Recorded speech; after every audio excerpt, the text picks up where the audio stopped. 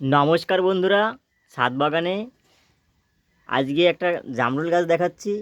আর এই জামরুল কিন্তু খুব সহজেই তোমাদের ছাদ বাগানে হয়ে থাকে। আর তোমরাও কিন্তু খুব সহজেই এই জামরুল গাছ করতে পারবে।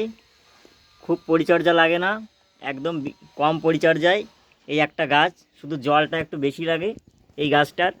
আর দেখো জামরুলগুলোর সাইজ দেখো, আর একটা থোকায় কত সুন্দর বড় বড় জামরুল হয়েছে।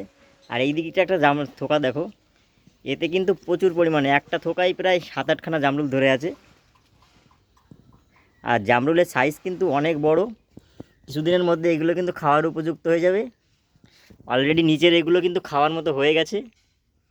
আর কি বলবো, গাছের কিন্তু নিচ থেকেই কিন্তু এরকম ফল ধরে আছে, একদম গোড়ার থেকে। এই দেখো গাছ ভর্তি কিন্তু ফল।